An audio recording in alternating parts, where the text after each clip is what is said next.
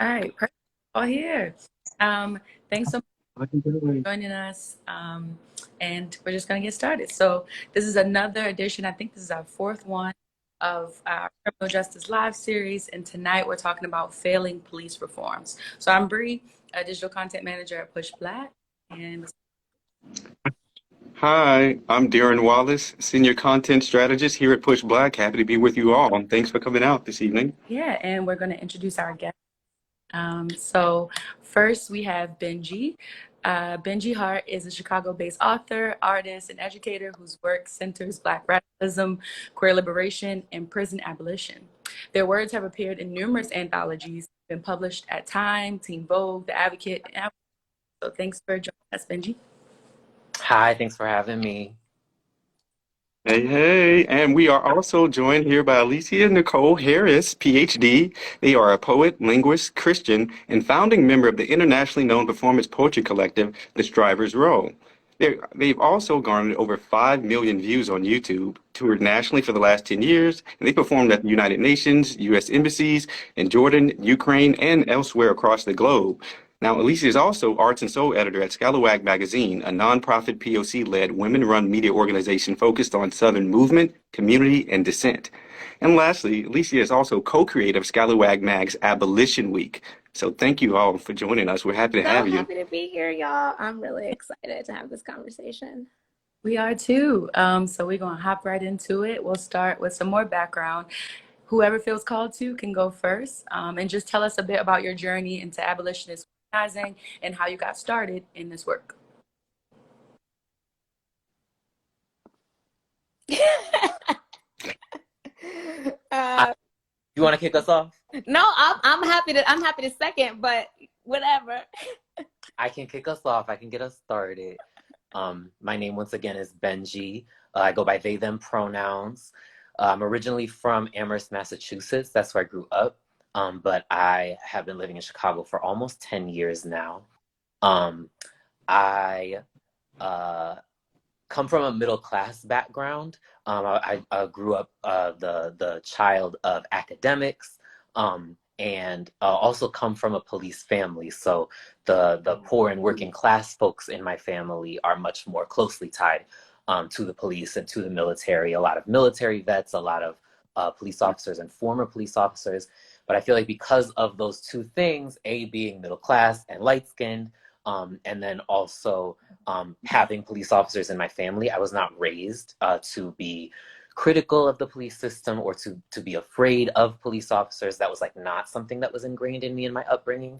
And it wasn't until I was 18 years old and I was staying with friends of mine in the Bronx that I first had a violent interaction with the police, where 4 police officers attacked me while I was out on a walk. And I had just never been, physically assaulted by a state agent before. I had never been called the things that I was called, spoken to the way that I was spoken to. And really, in a lot of ways, hadn't even seen police do that in my suburban environment that I grew up in. So that first violent interaction really made me start to think like, okay, what is going on with this system and in this structure, and what are the ways that I haven't understood it as a middle class and light-skinned Black person? And that really that initial violent interaction made me start to ask more and more questions about the police and prison system. And the more I understood its history, the more I understood its roots, the more I understood where it actually came from and what it was created to do and why it perennially does the things that it does to Black people, the more logical and the more obvious abolition as a solution became to me. So it was a long journey, but I would say sort of by my early to mid 20s, I was like, okay, abolition, I get it and I'm with it. Yeah, Thank you. I would say that my journey towards abolition is ongoing and really ramped up in the last probably about 7 years, but especially since working with Scalawag and just being challenged by so many of my coworkers on some of the basic assumptions that I had. Similarly, I grew up in a military family. And yeah, it was just a really big, but being an Army brat was like a really big part of my identity. My father, my grandfather, many of the people that I had been in romantic relationships were with. And it's interesting because as a child, right, I have all of these accounts of police violence against my family. Specifically, my uncle was killed by the police before I was born. I never knew him. But my Aunt Cherry had a twin, and now she no longer has a twin, right? And that, so that's like a constant reminder. And that was something that I was told as a child, but never kind of really understood.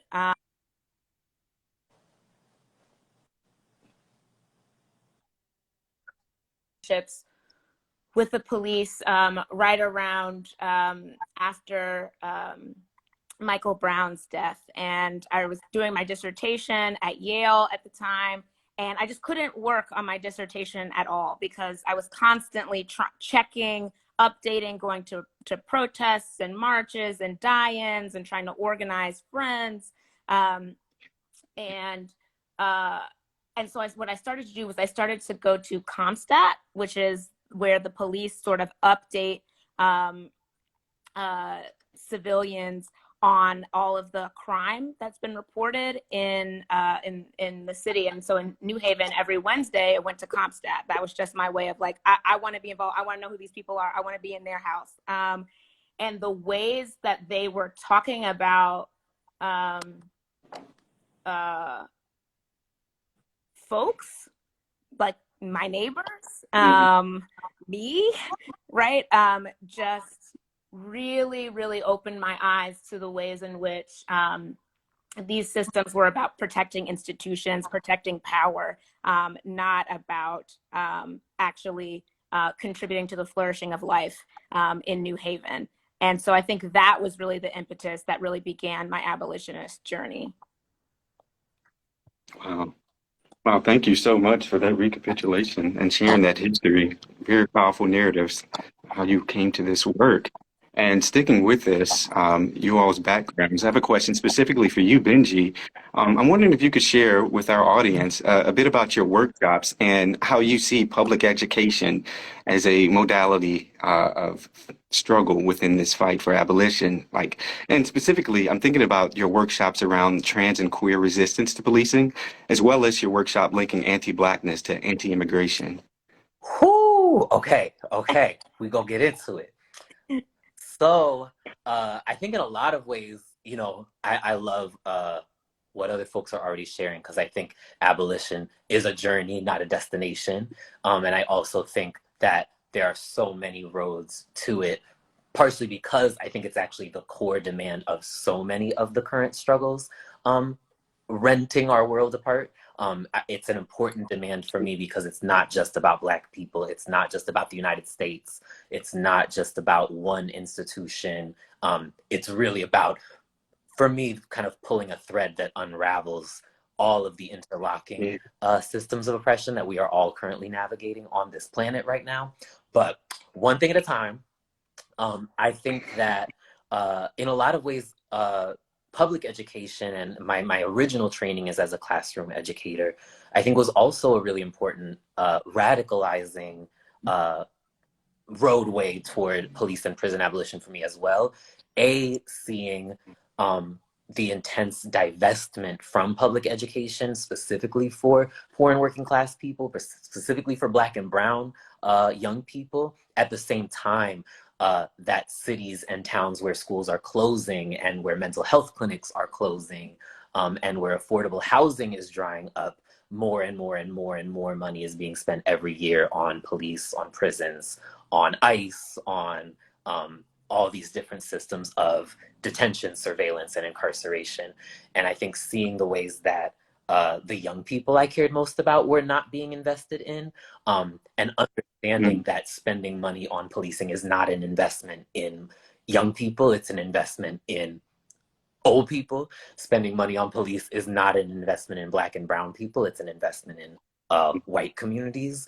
Investing in police and prisons is not an investment in poor and working communities. It's an investment in the protection of the property and assets of the most wealthy and the most powerful. So I think seeing the ways that the young people that I care most about and most directly connected to were being divested from every time there was a new investment made in the police and prison system was an important part of my trajectory toward fighting for abolition as well.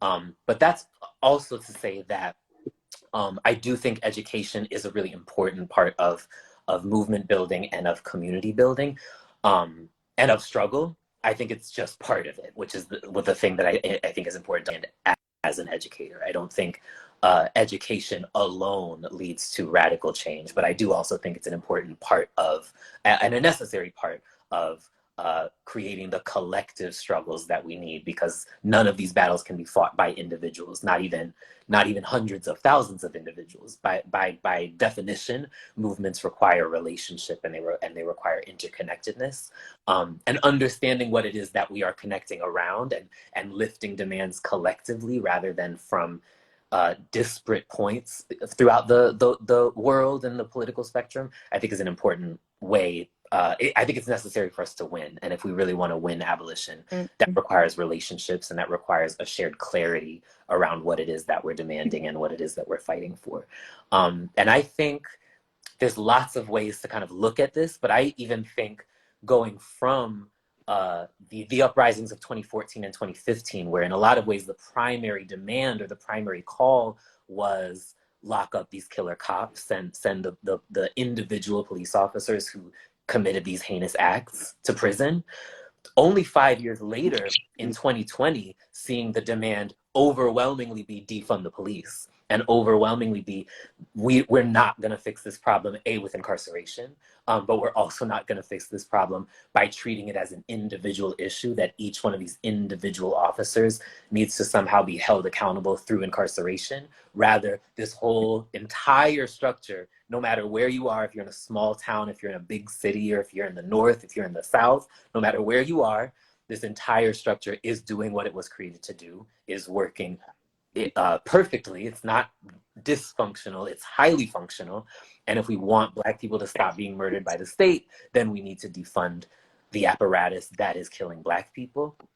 And to see that demand really emerge within a 5-year window, which is actually in a lot of ways, a short amount of time, speaks to the importance of political education, and speaks to the importance of all the conversations, all the work, all the community building that folks did within those 5 years, when there were no massive uprisings happening, or there were no, sort of major protests happening. A lot of work was happening. And so it's not happenstance that from 2015 to 2020, we went from arrest this individual police officer to defund the police. That's a direct result of political education. And I think it shows the importance of, again, education when it is tied to action, and education when it is tied to community building. And I see education in a lot of ways as like a seed planting. I never know what someone might take from one workshop or one discussion or even one interaction that we have together, but I hope that by planting the idea of abolition in people's spirits and in people's consciousness, that the next time there is an uprising, because, Black people are being killed by the state as we speak. Black people are being, multiple Black people have been killed just in this last week. So it's constant violence that we're experiencing from these systems. And given that tragic reality at the exact same time, none of us can predict when the next spark will occur, and none of us can predict when the next moment of upheaval can happen. And I hope that education can play a role in kind of taking us from uprising to uprising and from moment to moment. And even when millions of people aren't mobilized, we still need to be mobilizing in anticipation of the next time that folks are ready to raise the collective demand. And we need to have clarity around what that demand is and why we're demanding it. Or otherwise, again, there's no cohesion. We're all asking for different things instead of, as a people, as a collective and as a movement, making one clear demand. And I think defund and abolish is that demand for me. Thank you. Thanks so much, Benji. That was a great way to really kick off the convo. Education piece, because that's what we're all about at Bush Black. So Alysia, saying your name right? Yes, you are. Yeah. Okay, perfect. Yay. We weren't sure. Um, can you tell us about the work that you're doing at Scallywag and specifically about Abolition Week? Because we want to hear all about that. Yes. So similar to what Benji named, I think when we think about education, we think about what are the mechanisms in which people gain this kind of information, and many of people are relying on this information to come from the media, right? I mean, that is how many of us are getting this, whether it's from traditional news sites or whether it's from social media or from your favorite organizer or activist, but much of this information is coming or should be coming through media outlets. And what Scalawag has sort of been doing, even before we really understood abolition as our call as a media organization, we were working with incarcerated writers. And what we knew was, as a newsroom, right, the stories of what's happening on the inside of America's prisons were not fundamentally being covered by the media. When you think about how many people are incarcerated in the United States, I think right now it's 2.4 million, but basically it would be the fourth or fifth largest city in America. If you were to take all the people that are incarcerated, it would be, a little less than the size of Houston, a little less than the size of Chicago, right? Which is why, right?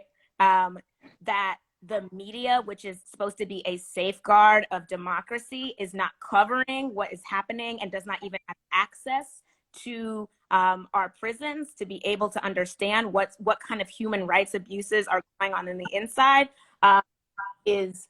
means that already our understanding of democracy is severely hobbled, and we need to think about as media organization, what is our role in making sure that the stories on the inside are being communicated to folks on the outside, because we have a responsibility to know.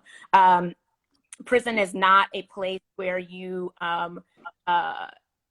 where people are throwaway. That's not what we believe. And so we have that responsibility. So we were working with writers who are incarcerated, and that began to sort of illuminate all of the sort of these issues around access and education and understanding and policy. And we really thought, well, if we're going to be talking about abolition, we should really be centering the folks who are political prisoners. And at Scalawag, we take the understanding that all people who are incarcerated are political prisoners, right? And so we need to be getting their stories. We need to be advocating for them in local media. So that's so that's how Abolition Week got started.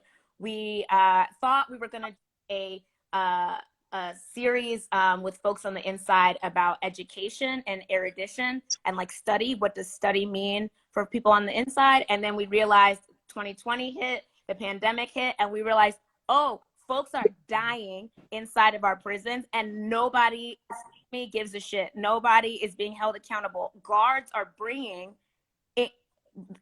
COVID-19 into jails, into prisons, and people are being essentially left to suffer and die. And that was unacceptable. So we switched our lens and we said, Abolition Week, we're going to focus all of our attention on highlighting and profiling the stories of people that are in the inside experiencing these conditions. And that was our first attempt at Abolition Week. What we realized in between Abolition Week 2020 and Abolition Week 2021, right, was that there was a lot of confusion about what abolition was, what calls for funding the police meant. And it was very clear that actually the media was invested in that confusion, that like the media was actually invested in siding with the narratives of police. There was an account, a report that came out by the Texas Center of Justice and Equity that profiled, I think it was over the course of 6 years, but they were looking at the conversation around bail reform, and they were looking about how they, I think they surveyed 36 newsrooms and over 200 articles in the Houston area and Harris County. And what they found was was that after 2020, there were actually more negative evaluations of bail reform by these newsrooms than before the uprising, right? And so what you're really looking at is media censoring, right, and publishing these false narratives about bail reform, right, to prime people to believe that calls to defund the police or calls to abolish the police were illogical, impractical, and also very dangerous, right? It was saying, oh, you know, X number of people who were released on bail reform were reconvicted of crimes when they had just been arrested. They had not been charged, right? So you can't even, this is false information. It's also bad reporting, right? I mean, there's one ethical and then there's another.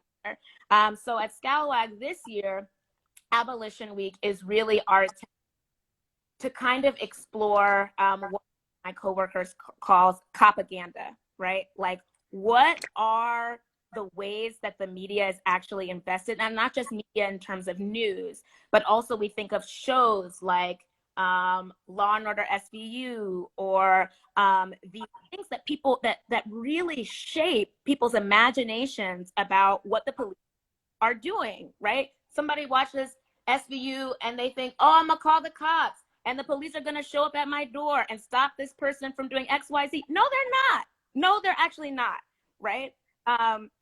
They don't. Cops don't prevent crime from happening, right? So right, and but if you look at these narratives, right, it's training people to believe that that is the case. So if we're going to go, you know, and do as Benji says, is really think about political education, we also have to wrestle with the very real reality, like that people are actually trained to think this way. It's not just like a moral default that people, or a moral problem that people don't see abolition as the only way forward, right? They've been trained all their lives to think it's completely preposterous.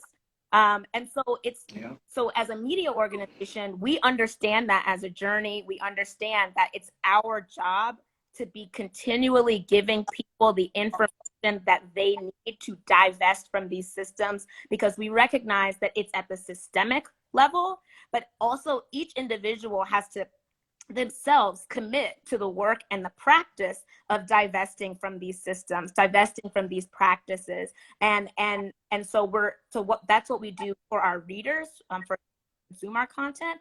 And then as a media organization, we hold other newsrooms accountable. And that's a huge part of what I think, you know, one of the main roles of our work is, as just an organization, is to speak truth to organizations that are bigger than us. And we know that we do this. We know that, you know, the New York Times low-key trolls us, and, you know, and that's fine. And we're great. We're glad about it. But we want to recognize that, like, you know, if there are organizations that are calling people who are incarcerated inmates or felons, right, we're going to come after them, right? We're going to, because we recognize that we have to use whatever tools we have at our disposal to advance abolition in whatever capacity we can. And that's at the individual level and also at the systemic media level. Wow. Thank you so much. You all are doing such amazing work. I want to kind of stick with this thread around propaganda, and specifically around today's conversation. It really centers reforms.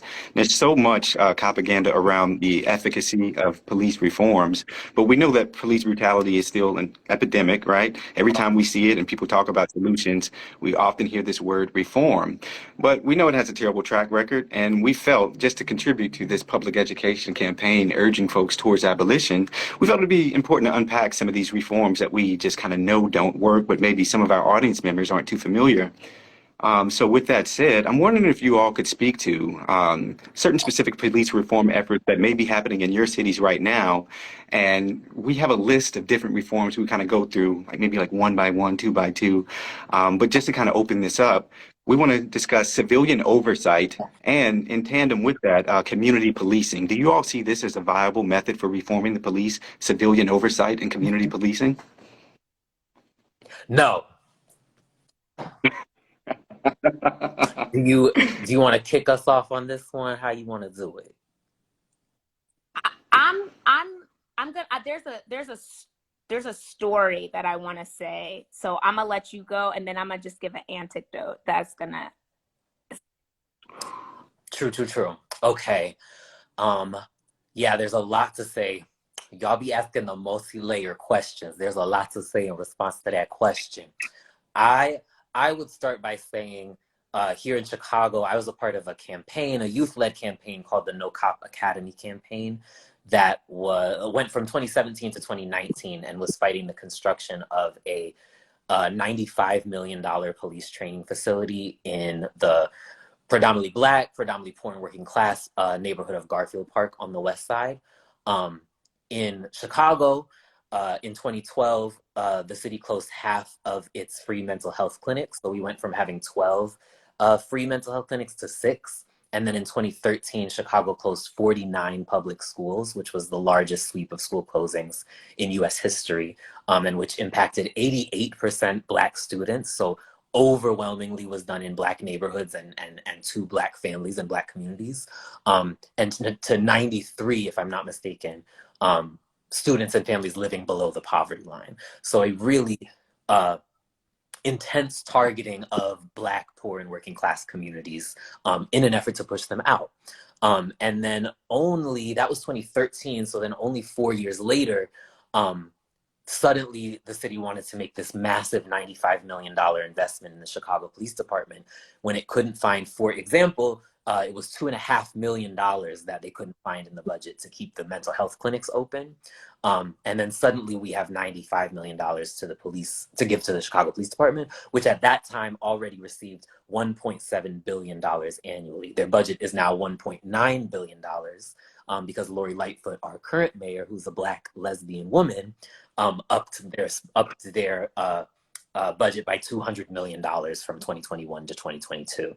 So per Alicia's point, we're seeing actually an intense backlash on the policy level to the demands of 2020. We're seeing increased spending, increased criminalization, and increased investment in these reforms. And one of the ways that looks here in Chicago is the Cop Academy, which is slated to be built in Garfield Park, was announced last year, is going to include a Boys and Girls Club. So that was sort of the city's way of sort of trying to cover their own ass, of being like, okay, we heard you all say you wanted community investment. So this new $95 million, state-of-the-art police training facility, which we're building up in the middle of a poor Black neighborhood, is going to have a Boys and Girls Club where young Black people in the community can build trust and can strengthen their relationship with the Chicago Police Department. And so this is horrible for any number of reasons, more than one reason.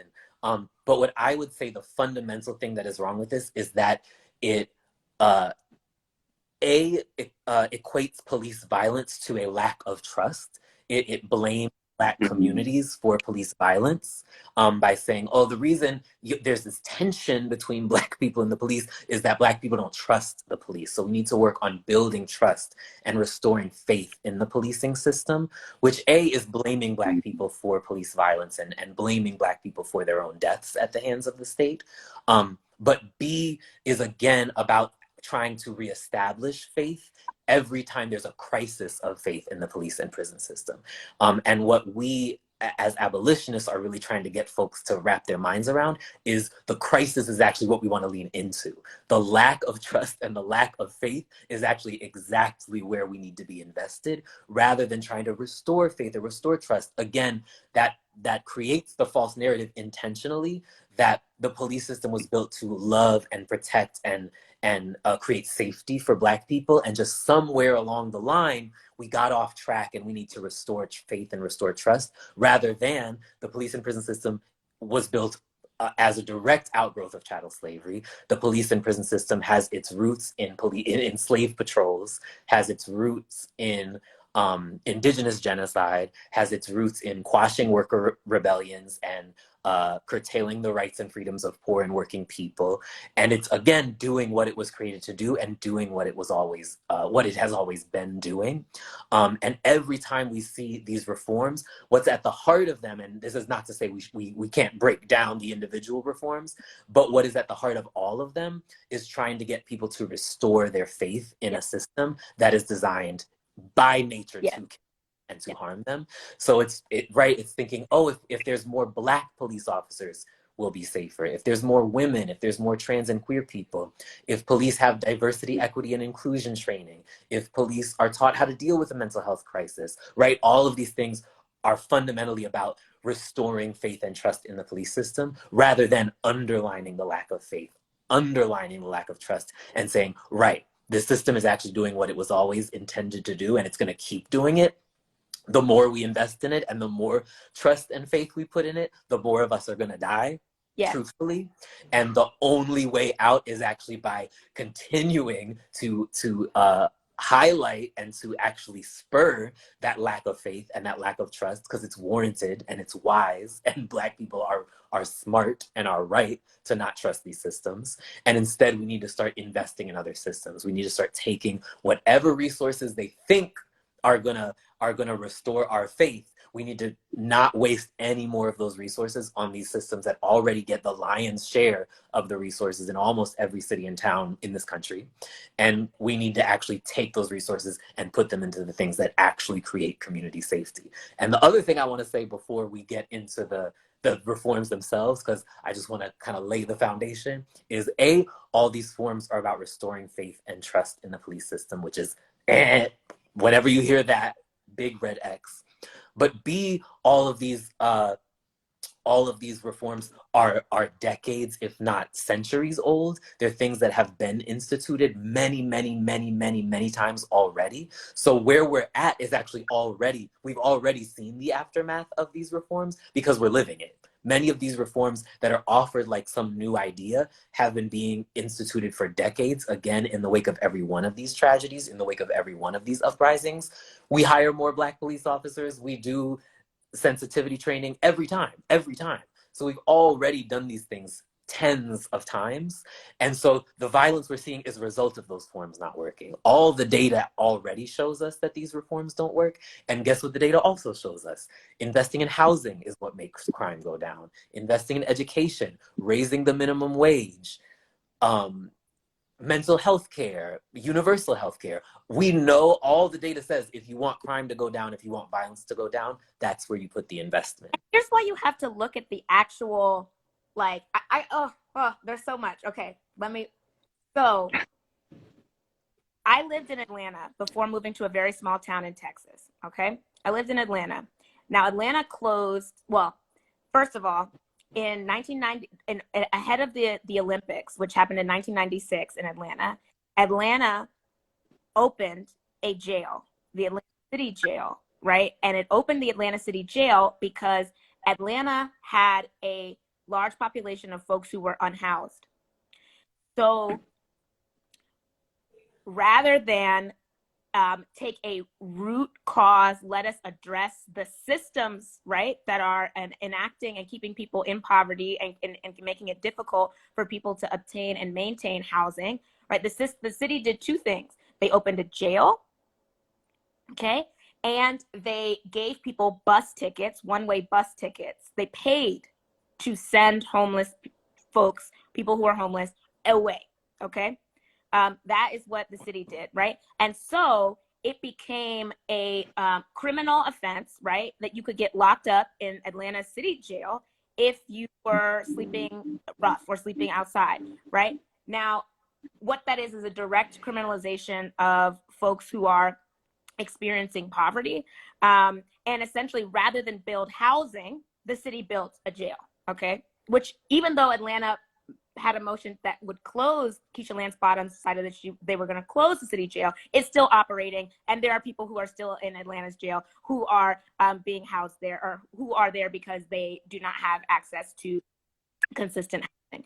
Okay. So like, this is why abolition is a ecological understanding of what's going on, rather than saying that police, right, and systems of control are going to make our communities safe. It's actually saying, actually, police could never do that, right? We have to look at invest in these holistic systems that provide people with education, jobs, housing, mental health access, right? And these are long-term investments, right? That are not just like a one and done shop. So in Oklahoma, right, during the pandemic, rather than, I'm gonna get back to Atlanta in a second, but rather than there was a shortage of teachers, and rather than invest like in, I don't know, paying teachers like living wages, right? They actually got cops to fill in for teachers in Oklahoma public schools, right? They're paying cops extra, right, to be teachers. This doesn't make any sense. It doesn't make any sense at all, right? But it's this idea that police can fix everything. And that is what we're being taught. And these are very extreme cases of that. Jail can fix homelessness. Police can fix an education crisis. And that's what our communities have been historically told over and over and over. And what the pandemic is doing is it's shining a very clear light, because in 2018, Atlanta closed the last homeless shelter in the city, in the downtown city area.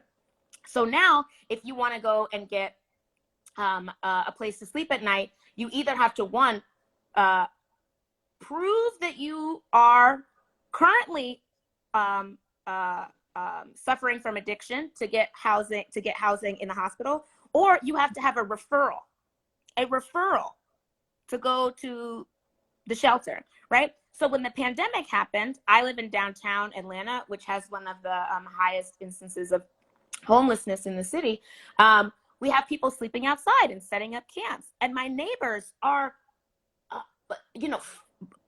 apoplectic about this, right? And I'm like, but you weren't saying anything when they closed the services for people, right?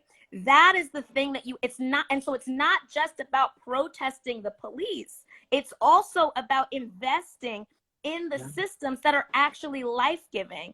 Like abolition, yes, means like abolish, but it must mean also a presence in divesting and investing that energy elsewhere. And I say that to say this, talking about some of the specific reforms, body cameras. Well, you might as well, that ain't gonna work, okay? We saw Derek Chauvin kill George Floyd for 8 minutes, right? What did a body camera is not going to do anything, right? It's not going to do anything. That's number one. Number two, thinking about abolition as like a systems problem, that it's not just the police, it's also the courts, it's also the laws, it's also, right, all of these things. And I'll give this example. One of my coworkers, Deshawn, published a letter that came from Samaria Rice, and Scalawag published this letter a couple weeks ago. Samaria is the mother of Tamir Rice, and she was working with the DOJ. She had done a sensitivity training. She had, they were working together with her to try and get cops to be more, sympathetic and whatnot. But she wanted them to open to convene a grand jury in the case of the death of her son, right? They refused. So even as this Black mother, right, is being told, trust the system, invest in the system, right? Work with us and we'll work with you, right? She's having very close conversations, right, with folks in the DOJ. She writes appeal letter after appeal letter, I think 3 or 4 letters, and they denied her each time when she asked to have a grand jury convened in the death of her son, right? This is again why we have to believe in abolition, because this woman is investing in the very system, right? She's being told, okay, if you just work with us, we'll work with you. And it's not working. There is no justice in that system, right? for Black people, which is why, right, we can't just waste our time anymore, right? Which is why it consistently victimizes the people who are already victims. It's gaslighting, right? To say, we're going to help you, just follow these steps, just trust us, just trust us. And then when it comes time, you ended up 4 years later with nothing. That is the kind of reason why Black folks, folks of color, poor folks, we can't wait. Right? We can't wait. You've had enough time. And this is the same thing with Reaganomics. I don't want it, but like we've tried trickle down economics for 30 years. It is not working, right? It's not working. This trial run thing is not working. So we need to, one, not just have the imagination, but two, have the patience and the fortitude to invest in these alternative ways of imagining what our systems could look like. Y'all did that. Thank you so much. Benji laid that foundation for us, and Alysia bringing home with all those concrete examples. Thank you, thank you, thank you. So we had some more reforms to go through, but y'all hit them all. So we're gonna move into the part, the meat of it, and talk about some alternatives and bring it home. So can whoever wants to volunteer, just give us like I don't want to say quick, but like a direct definition difference between abolition and reform for those folks who are joining us who, are just learning about abolition and just getting started on the journey. What's some pros and cons of them side by side? I'll start that off by saying reform. I think the important thing to understand is that reform is not bad. It's, again, is the reform taking money, power, and resources away from the police and prison system, or is the reform putting more money, power, and resources toward the police and prison system? Is the reform about actually acknowledging people's lack of trust and therefore taking resources away from the system that harms them? Or is the reform about trying to restore people's trust and trying to get people, again, to go along with the system? So defunding the police is a reform, right? I want to abolish the police. So defunding the police is a reform. Defunding the police is a compromise because I want their ass gone today. So that's important to name. And it's part of the reason why defund is being attacked so violently, especially by the Democratic Party. Well, not especially, but including by the Democratic Party, including by Joe Biden in his State of the Union. The reason defund has to be or is being attacked so intensely is because it is actually a reform. It's a minor step, but it's a step in the right direction. And that has to be nipped in the bud because the direction they want us to go in is more money for body cameras, more money for diversity, equity, and inclusion training, more money for recruiting in Black and brown communities. And again, red X, red X, red X. Defund is a reform. Defund is a very small, very minor step, but it's a reform in the right direction. No, like freezing pensions or no new hires or no new jails, no new detention centers. These are reforms because those things need to go the fuck away. Those things need to be completely eradicated. But in the moment, what we can do is say, we got enough of them. Right. We're spending $1.9 billion on the police here in Chicago. We don't need any more police. We got that. So even saying we're going to stop investing any more here than we already have and start investing in the services we've been cutting and closing, that's a reform. It's small. It's not nearly enough. It doesn't have nearly the urgency that we need. We need to go so much further than that. But that's a reform. Those are reforms that we should support. Defunding the police, freezing hires, commitment to no more investment in police and prisons and instead investing in life-giving services, social safety nets. That's a start. It's a very small start, but we haven't even started, right? Yeah. We're right now we're moving backwards. We're going in the wrong direction. Right. So those are reforms, but they're small and important reforms. And we have to also recognize, right, that even with our abolitionist aims, we also have to recognize that there are people who are still within this existing system as it is. So when we're talking about people who are incarcerated, we also need to talk about abolitionist reforms that actively increase the agency of folks who are incarcerated, right? That increase the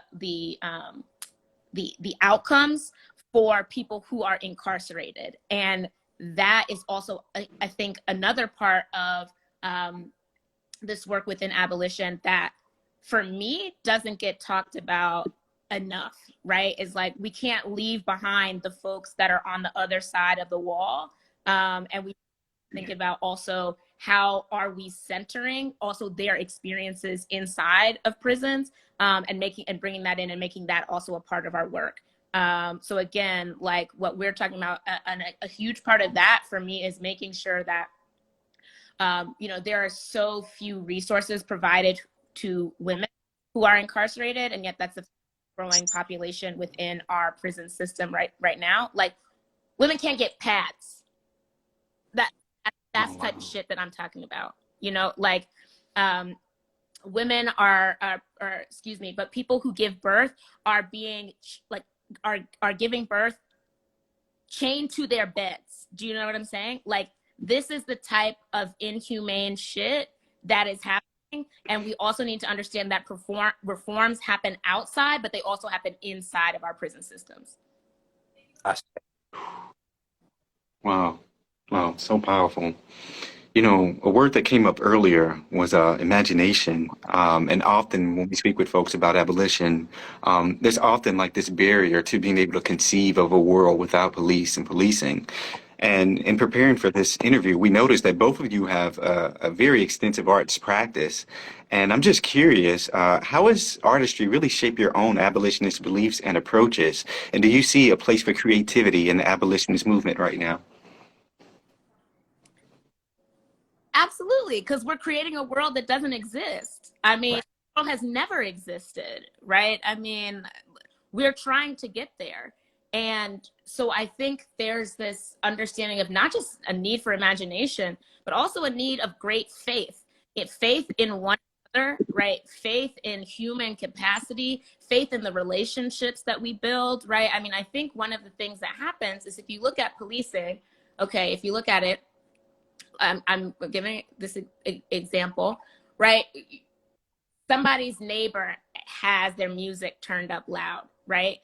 And rather than go across the street and knock on the door and be like, hey, can you turn your music down, right? We call the police, right? I don't call the police, but some people, some of our brothers and sisters call the police, okay? They shall not be named, but y'all know who y'all are.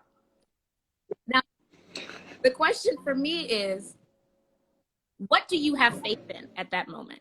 Because you clearly don't have faith in your neighbor. You clearly don't have faith in the relationship that you have with your neighbor. You clearly don't have faith in that if I ask my neighbor for something from me, that we have a relationship where you care about me and I care about you. And rather, we're giving that faith, right, to an alternative system, right, to take care of the difficulties in interpersonal relationships, right? To take care of the risk of interpersonal relationships. And what we actually see is that without that connective tissue connecting us together, we're far more likely to do all sorts of harm to one another, right? So I think there's got to be this creative practice of relating to other human beings. And for me, the arts is one of the ways that gets me in touch with what it means to be human and expands capacities for empathy and understanding beyond my specific experience.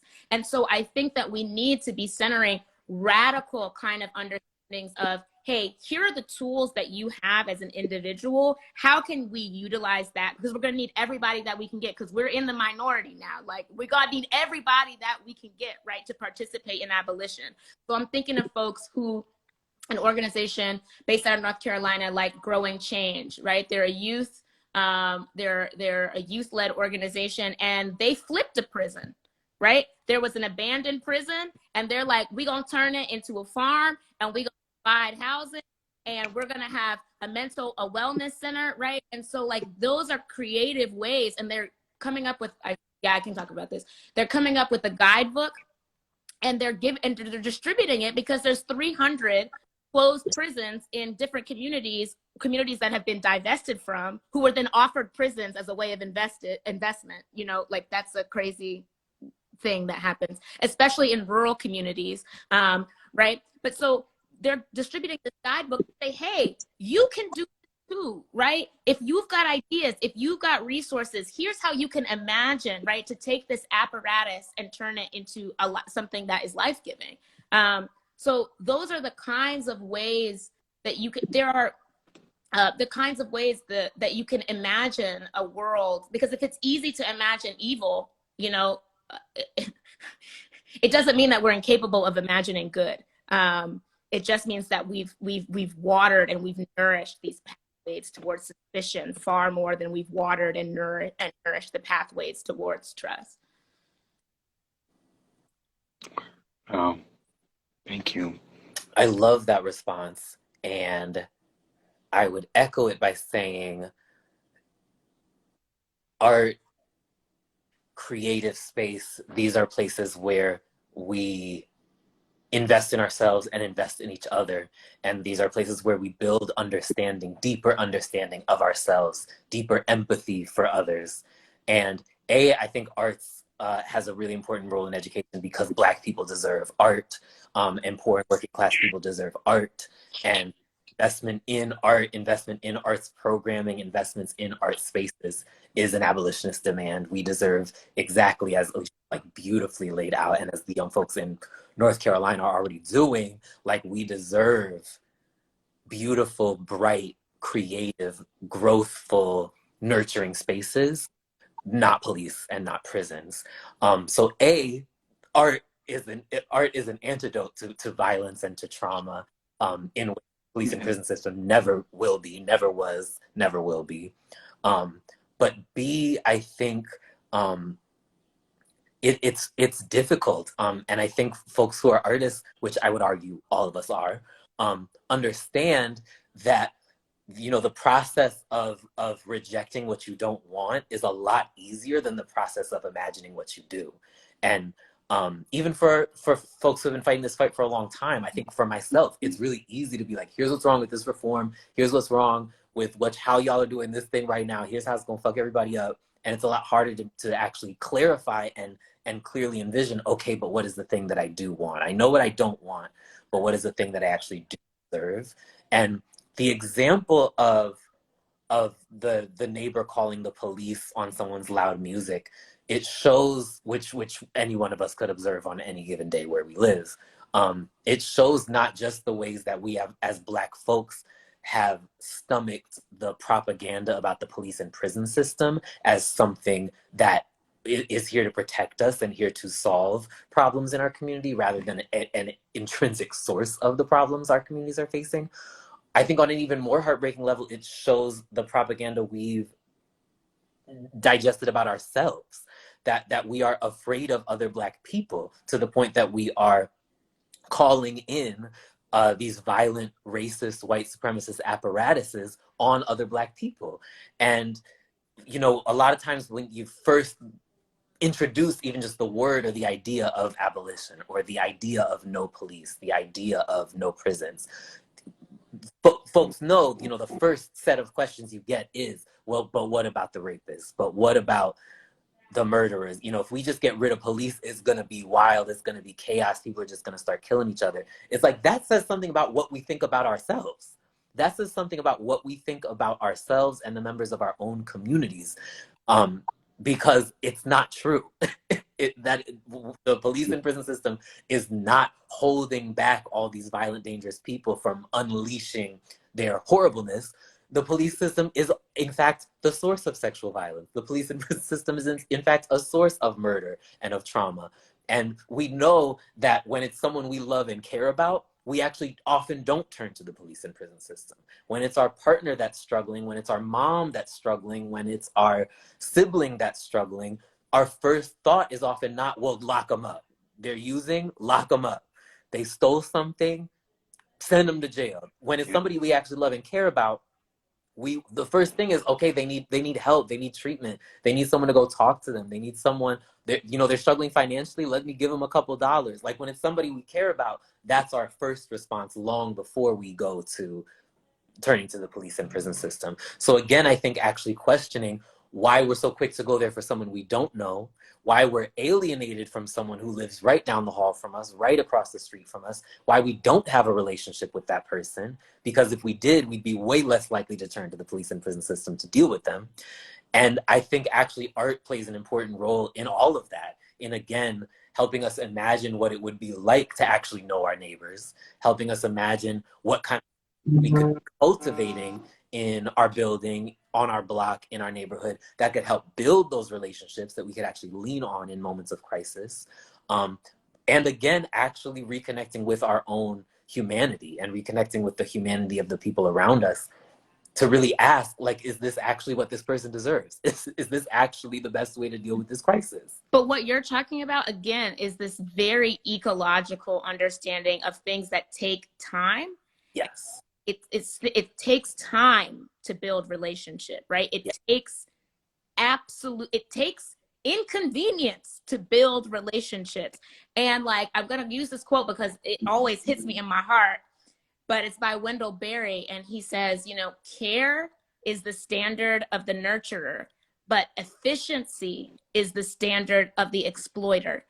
And I think that like what we are saying, right, is that like it's far more efficient, right? I don't have to know you. I don't have to think about your humanity. I don't have to be involved. I don't have to understand when June Jordan says we are each other's bond and magnitude, right? I don't have to understand that. I don't have to, right? If I can call the police and that's their job, right? It's their job to handle everything that I don't want to deal with, right? And I'm actually, it's not, right? And they're not handling it well. And they never have, right? We are in fact each other's bond and magnitude, right? And so this idea of reinvesting in not community policing, right? Like again, not community policing we're investing in, right? We're just investing in community. We're investing in ourselves. We're investing in our relationships. We're in intergenerational relationships, right? So when somebody walks down the street, oh, you say that's, you know, Kiki and them, or that's whoever, you know, when somebody wilding out, you're gonna say, hey, I know who they are, right? I know, I have a context.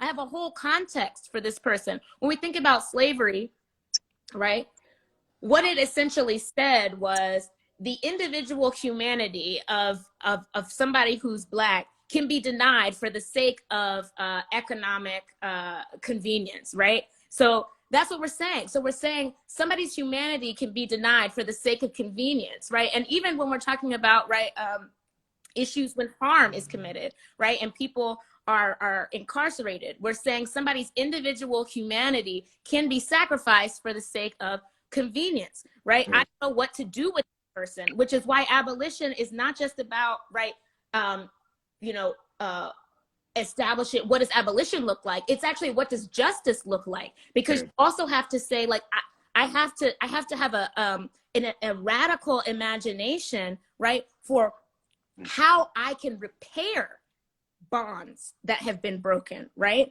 And so when we're thinking about, when people are using questions about like, oh, well, what about cases of violent crime, or what about this, right?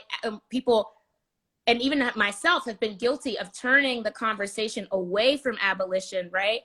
We actually have to recognize that abolition is actually big enough to handle that. Because if you're thinking about the systemic harm, right, that that jail carceral systems are causing, then and we're saying abolition can deal with that, right? Then we also should be able to say that abolition can also deal with the interpersonal harms that we experience between one another. And I think that's huge. We've got to look at both of those things together. Sorry, I don't know, but yes. I did a workshop with some young people earlier this week, sort of an abolition 101, and this young person was really trying to get it, but was struggling and was like, okay, you know, I hear everything you're saying. I hear where these systems come from. I hear all the violence that they're doing, but I'm still really scared. You know, what if a really big, scary person comes and they just want to hurt me and everyone that I love? You know, who do I turn to? And the thing that I really tried to get him to wrap his mind around was we already don't have a system that answers that question. And it's hard to sit with that, and it's hard to wrap your mind around that. But literally, Chicago, we spend almost $2 billion a year on the police and prison system.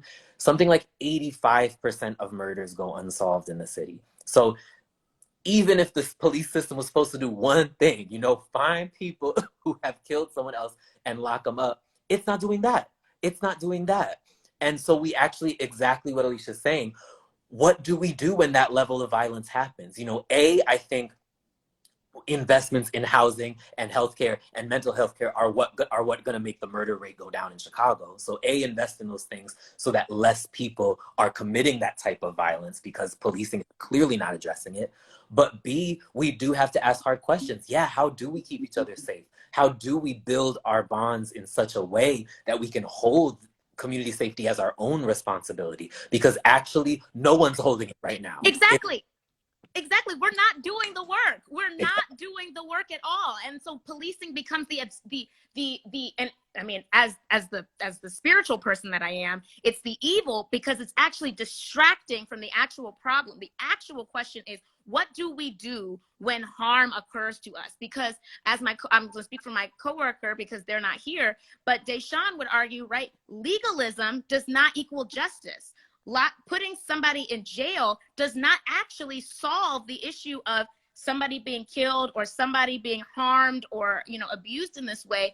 And it doesn't actually do that, right? So it may make us think that somebody is paying, right? Because we're punishing them for what they have done. But punishment doesn't restore what was lost. You actually have to have alternative ways of grieving what actually was lost, right? And this is not to say, you know, I'm not saying this is easy, right? This is the actual community work. This is actually the spiritual work. This is actually like the heart of the matter, right? The heart of humanity is what we're talking about here at this point, right? But what we're doing is we're saying that individual instances of harm demand us creating systems of harm to regulate instances of harm. And that does not make any sense. Ashe. Wow, my God. Gosh. Thank you. y'all. Oh, go ahead, Darren. Oh, no, I didn't know. no, this has been amazing. No, I didn't have anything intelligible to say, just so much to kind of digest. Thank you all for just speaking to the need, or really just framing abolition through, really, it calls for like a total transformation of society, right? It's not just limited to one aspect, right? It's not just limited to like our most visible carceral systems. It intersects with capitalism, it intersects with patriarchy. All these elements come into play here. And thank you so much for just kind of clarifying that for us and for our audience as well. Yeah, we were just going to move to kind of wrap things up. Bree, I know you had a very fascinating question around what other resources folks could tap into. Yeah. Y'all kind of dropped some here and there throughout the conversation, so we just want to bring it back around. What resources? Benji, we know you have a great zine, websites, books, wherever you want to point, obviously Scallywag Magazine, wherever you want to point folks to that are tuned into the conversation, let us know. And after that, where people can tap in with you, follow your work and what you're doing. Go ahead, Benji. Thank you. I just co-wrote a zine with Project NIA called Practicing Abolition, Creating Community. That's sort of like a 101, what is abolition? What do we want? What are we demanding? And why we need to divest both in terms of money, but also in terms of trust and faith from the police and prison system. So I would love for folks to take a look at that and please share it, you know, read it for yourself, but also share it. I also wanted to shout out Critical Resistance has a great infographic of abolitionist reforms versus reformist reforms. And I think that's just always a good cheat sheet of, is this reform, is this reform helping us divest from the police and prison system, or is this reform wanting us to invest even more in it. So I would highly recommend that little cheat sheet from Critical Resistance. As for me, you can always find me at benjihart.com. And my IG is Benji Femini, and my Twitter is RADFAGG. And I definitely hope folks will stay in contact. There are so many resources. Scalawag loves the South and is about the South, and we really think abolition must be conceptualized as a Southern project because of the origins of policing in America. So I recommend that you follow us, and we have Abolition Week coming up in June of this year. It actually starts the day after Juneteenth. So you can follow us. Our magazine is scalawagmagazine.org, and we're on Instagram at Scalawag Magazine and on Twitter at Scalawag Mag. But yeah, there's a ton of books. We Do This Till We Free Us. Definitely check that out. Some local organizations which actually kind of have frameworks for thinking about successful actions to divesting and limiting the scope and control of the police. Highly recommend looking at Durham Beyond Policing. They were able to actually get Durham to be the first and maybe only city in the United States to no longer do police trainings with the Israeli military. And so many cities do. So if you want to look at how they actually worked and organized to prevent that, definitely check them out. And yeah, Solitary Gardens are folks in New Orleans. They do great work on the inside with folks who are incarcerated, and our friends, Justice Arts Coalition. They're artists that work with incarcerated artists on the inside, and they have tons of events where you can have art critiques with folks who are on the inside. It's just a really creative way of thinking and expanding our imagination, and also building communities across the walls. And then, yeah, Texas Center for Justice and Equity. Highly recommend them. And then also highly recommend Mourning Our Losses, which is led by incarcerated folks and previously incarcerated folks. Really talking about, it started after COVID-19, just a way to mourn people who had passed, but also thinking about the different kinds of struggles and issues that are facing folks on the inside. So I also want to lift up those folks. Yeah, and follow Scalawag, and you can follow me at Poppy in the Wheat. That's every handle that I own. All right. Wonderful resource. Thank you so much. Oh, I'm sorry. What's that, I just want to Benji? shout out one more. The resource list is long, which is another good thing. But Becoming Abolitionists by Derica Purnell also just came out this last year and is one of my faves. That's another great book. If you're reading and you like books, that's another good starting place. Oh, wow. Thank you. That's a wonderful resource to segue into my own last question. I'm curious for folks joining us today. Maybe folks are just now hearing about abolition, maybe just now becoming interested. What would you say to folks to get involved right now in the abolitionist movement? What advice would you give them to get started on their journey?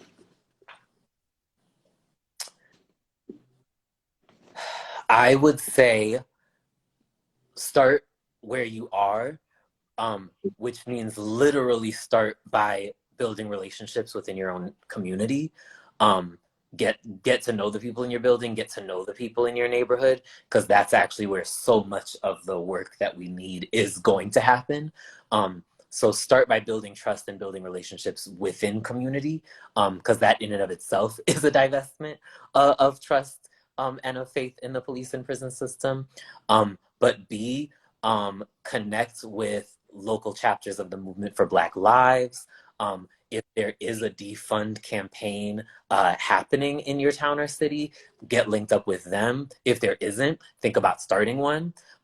If you're on a college campus, Think about defunding and abolishing your public safety department. Think about defunding and abolishing the police on your campus. They are also the police. They are also the prison system. And any efforts for demilitarization, any efforts for defunding and abolishing, again, not just police and prisons, but ICE, the military, the Department of Homeland Security. These are all interconnected systems. These are all anti-Black systems. These are all systems of punishment, incarceration, and white supremacy. So anyone in your vicinity who's fighting for the defunding and abolishing of any of those systems, link up with them, join in with those calls. And if those folks aren't in your vicinity, then you might be perfectly positioned to lead the call yourself. Yes. Also thinking about efforts, there are state efforts that are trying to be advanced to make it illegal for nonprofits to be able to pay people's bail. So there are some policy issues that you can actually go after as well. There are, again, the thing is about, it's like, where do you start? Well, you could actually start anywhere because the carceral system is everywhere. So, it's in your school, it's in your grocery store, it's in, it's everywhere. So even though it feels vast, I want people to really understand this is ongoing work, right? This is work that I might not end up, but probably won't in my lifetime. This is how we just earn a spot next to our ancestors. This is how we just invest in the next generation to give them, to say we struggled and we did a little bit more and here you go, right? So this is not something that is just tomorrow and done. So I need you to understand that, yes, urgency, but also consistency. So do what you can to show up every day and take one step towards abolition, right? And if we keep moving in that direction together, eventually, God willing, we'll get there.